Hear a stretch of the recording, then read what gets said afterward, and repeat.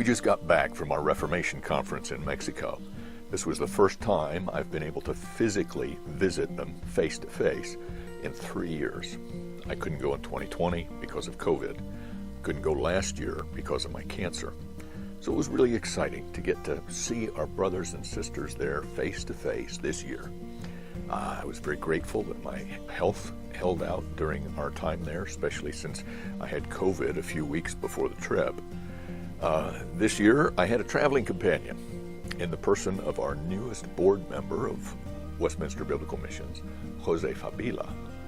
Jose lives in Sacramento and is involved with City Seminary there, particularly their Spanish language curriculum.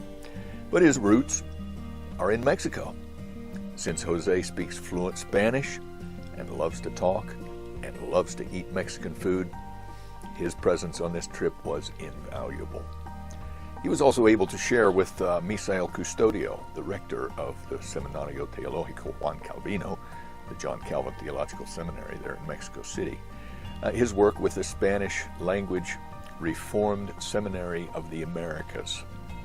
It's not affiliated with Westminster Biblical Missions, but it's an exciting development in theological training throughout Latin America. This year's conference was centered on the life and influence of Martin Bucer, who spearheaded the Reformation in Strasbourg, the other Martin of the Reformation.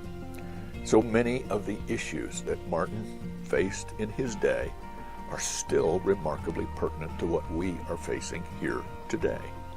The conference was very well attended and well received, both at the seminary in Mexico City, where it was simulcast on YouTube, and in the mountains of Michoacan. One of the more exciting developments in Michoacan was that we got to visit a new mission work that only began in February in the little town of Turicuero. We got to visit with Alfredo Valdez and his parents, encouraging them to remain faithful in the work of the Lord there in that little town. Alfredo is very excited to learn more about the Reformed faith and very dedicated. He's a very dedicated student. We're glad that David is able to work with this mission. Thank you for your prayers for our work among the Purépecha. It was really exciting to see how the Lord's been blessing those dear brothers and sisters in the years since I was last able to be there. The Lord really uses the prayers of His people to further the advance of His kingdom.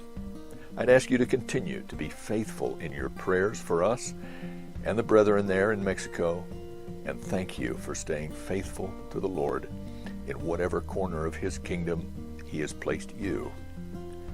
Dios le bendiga. God bless you.